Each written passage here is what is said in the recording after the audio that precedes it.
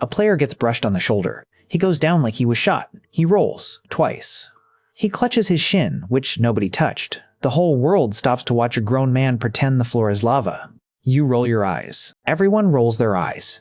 So here is the strange part. He is not being weak. He is being smart. The roll is not a tantrum. It is a calculation, and the math is brutally in his favor. Let's follow the logic. Imagine you are that player, and you have half a second to decide.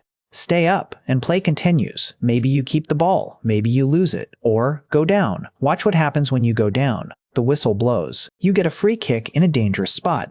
The other guy might get a yellow card, and now he plays scared for the rest of the match.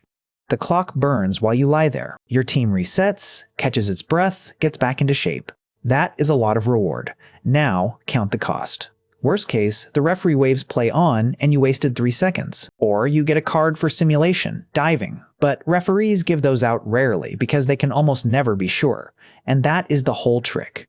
Big reward. Tiny, unlikely punishment. Game theorists have a name for this. They call it a dominant strategy, a move that pays off no matter what the other side does.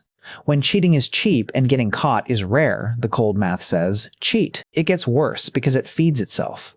If everyone else exaggerates and you are the only honest one, you lose. You stay on your feet, you don't get the foul called, you get nothing. So even fair players learn to sell it, not to cheat the game, but just to keep up with everyone who already is.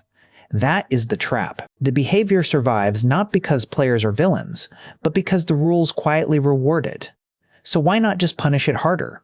Here is the impossible part. To punish a fake, the referee has to read a mind. He has to know in real time from 40 meters away whether that pain is real. Sometimes a tiny clip really does hurt. Sometimes a huge collision leaves a player fine. Contact and agony don't match up, and the ref has one angle, 1 second, and no replay in his head. Punish too hard and you start booking players who were actually fouled. Punish too soft and the rolling never stops. There is no setting on that dial that fixes it. People have tried. Video replays catch some of the worst dives, and after the fact, some leagues hand out bans days later from a screen. Time wasting now gets added back on at the end, and it helps a little. But it never ends because you cannot edit out the incentive. As long as falling down pays more than staying up, someone will fall down, which is the part that actually stings. You want to believe the players love the game the way you do. And they do, but they are also inside a machine that quietly punishes honesty and rewards the flop. And most of us, in that machine, would flop too.